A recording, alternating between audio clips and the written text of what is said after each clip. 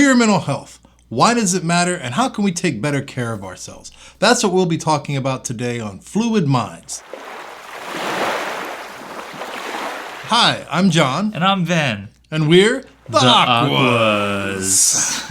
Welcome to Fluid Minds, where we explore mental health from the queer perspective. How are you, John? I'm doing pretty good today. How about you? I'm doing pretty well myself. It's a little cold outside. My hands are shivering a little bit. A little on the nippy side? Yes, we're supposed to get snow today, but I have not seen a flurry. Yes. Or flake. Are you calling me a snowflake?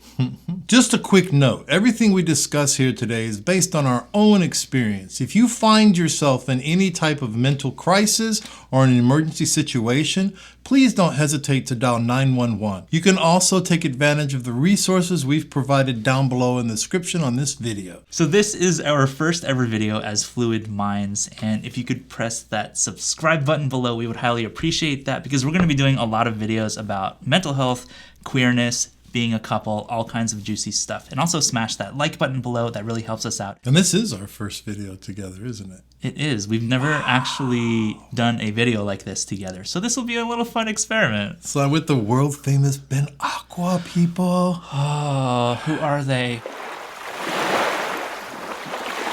How do we define queer mental health, and what makes it different from heterosexual mental health, if anything? Is there such a thing as straight mental health? I think all mental health is straight originally. I mean, yeah.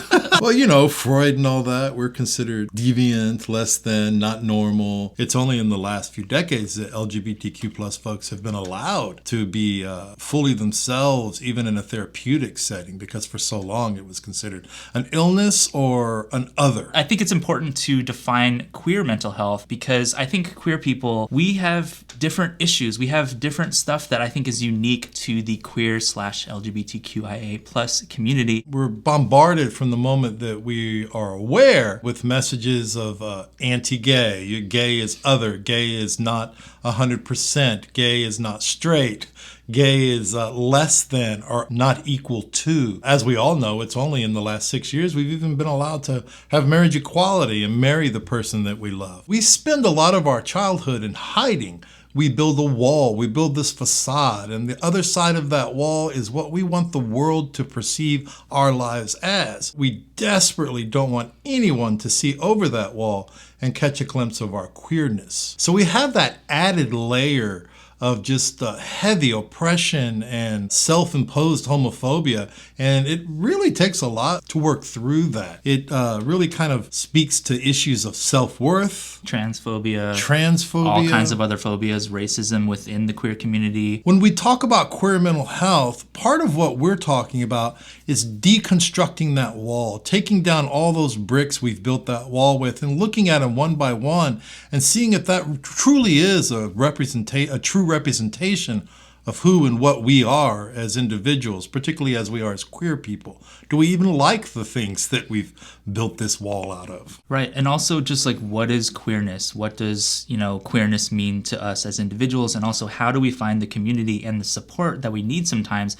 as queer people? Even that can be a challenge as well. For example, a grief group that I go to, there's been moments where I was like, do I talk about my husband who passed away? Do I want to out myself? It's that kind of extra layer that we have to think about sometimes, and quite often there's a masking element that comes with that. Like, how can we pass? Like, I don't really want to pass as masculine or feminine. I didn't want to be manly, born with a penis, so I got to act a certain way and take over a certain aspect of culture or something. We put on a certain personality, or we even will wear clothes differently, or walk differently, or touch each other differently, or not even touch each other at all. Man up. Or man up for the world, which to me is completely ridiculous. And we've just, in the last decade or two, been invited into spaces that we were traditionally excluded from. Religion, healthcare, all of these different things that have opened up to us as we've gotten further along the path of our own journey of equality. We were never taught how to behave in these spaces as our true self. We were taught how to be in these spaces with our facade or with our masking, but not as who we truly are as queer people. So it's a whole almost relearning process that we enter into when we come out as queer. We just kind of want to help each other along with that. And that's why we started Fluid Minds. Fluid Minds. Very fluid. Go with the flow. The Aqua way. So, what in particular has brought us each to this place where we want to reach out and help everybody? What do you think, John? Like, tell us your backstory. My backstory. Well, Yes. I grew up a Roman Catholic. I grew up a military brat. My dad was in the United States Navy. We're all from Texas, but we grew up pretty much up and down the East Coast, moving every 2.5 years. The highlights of what brought me to this point as far as my mental health struggles go and where I'm at now, I have a history of childhood sexual abuse. I also am a recovering alcoholic. And a lot of those issues in my life are what contributed to my own mental health, as far as I have severe depressive disorder, PTSD, and I also have ADHD. So when you put all that together, it's a nice little mess of joy to figure out. But all of that brought me to this place where I am now, sorting out my own life, discovering my own internalized homophobia and working through it, discovering why addiction, alcohol, or whatever I happen to be doing made me feel more fulfilled as a person than being a person in the world with you and with Ben and my family. Addiction really kind of took me out of that because it was, again, like growing up queer, another thing that I had to hide and build a facade around. Once I did PTSD work treatment, once I became sober, once I dealt with my severe depressive disorder and my ADHD, which is kind of recent, my life became more enjoyable. My queerness became more of a thing that I didn't hide and more of an integrated, proud part of who and what I am. And it's important to me that as part of the recovery process that I experienced, that I share that experience with other people so that they too can see that they're not lost and they're not alone. And our queerness is something that we can be proud of and that we can claim as our own. Also, I'm an ordained priest, ecumenical priest, and I am also in the final process of securing my chemical dependency counseling certification here in Texas. As we journey along, I'm sure you'll hear more about that. So, John's basically a superhero. He's being modest, but he's a superhero, and John is one of the most compassionate people I've ever met. He always wants to help people. He always wants to go out of his way to help people. And I think Fluid Minds is another venue for the two of us to explore that together. Like, how can we reach out and show this compassion for other people? And John is just insanely compassionate. So y'all are in good hands right now. Well, my compassion reflects Ben's love, so we have that. Stop it. But Ben touched on something really important, and I'm a firm believer that we are not created to be individual solitary beings. We are meant for community. We are meant for relationship. We're meant for each other.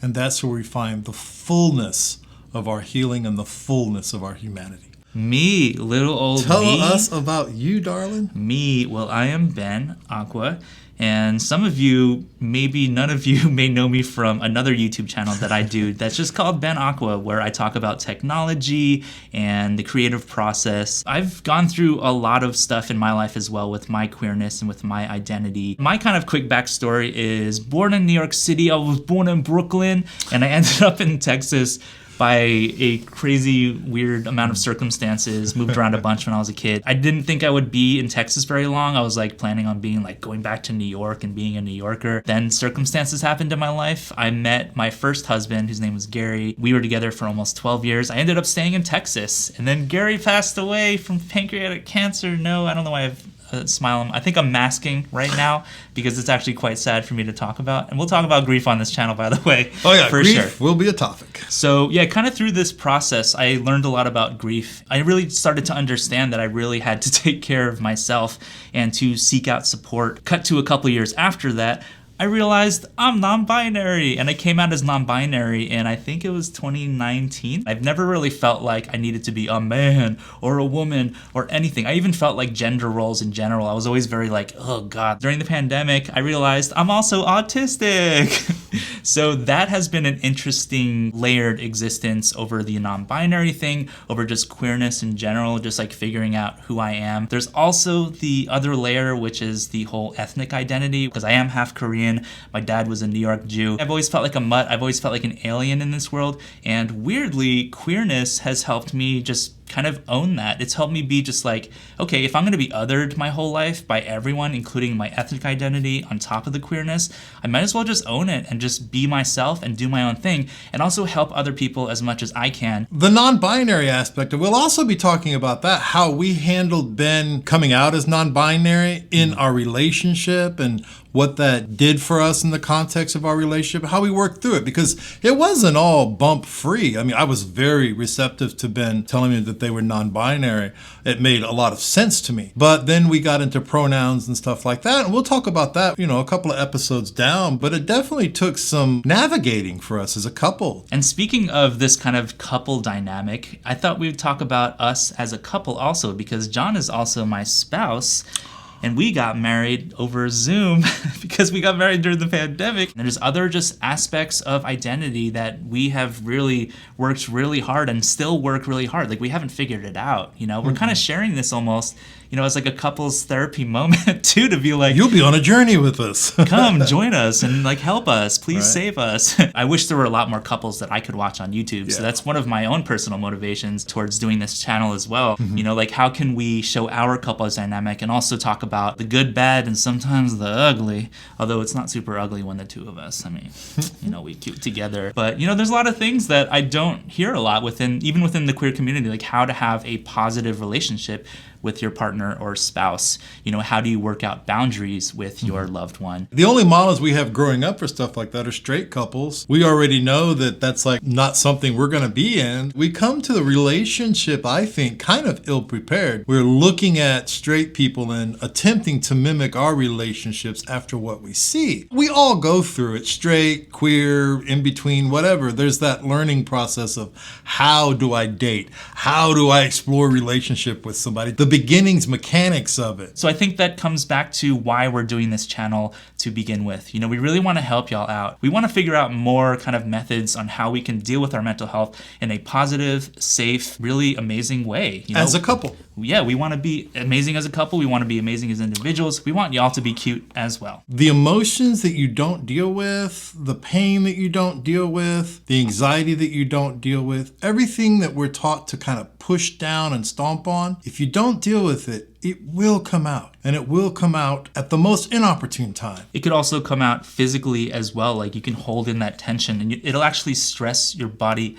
out. You'll get weird aches and pains. You'll be like, why is my back all funky today? Fluid Minds is kind of like, let it flow. It's like, get it out. Like, join that stream. Let it keep flowing around so you don't stop that water and let it fester. We don't want no stagnant water here. We want the water to flow nicely. It's kind of the Aqua way. Patent pending, trademark in process. Deal with your stuff before your stuff deals with you. That's the T. We are really curious how you take care of your mental health, either as a queer person or however you identify. Let us know in the comments, maybe some coping mechanisms that you have. Thank you for joining us on this journey, or at least for entertaining this first video. We'll have more coming up soon, so please check back and leave us comments or questions or suggestions in the comment section below. And be sure to smash the like button. Subscribe if you're not already. That's it for this video, and we will see you in the next one. Bye. Perfect. Beautiful. You want to try that again just for fun? Sure. Maybe a little quicker too. Quicker? Queer mental health. Why does it matter? Say it how you say it. No, I keep looking at that. At the microphone? Mm-hmm. Queer mental health. Let's start over. No. Remember to look. I know. What is it? What? No, I keep looking at that. The microphone's not going to hurt you. I know.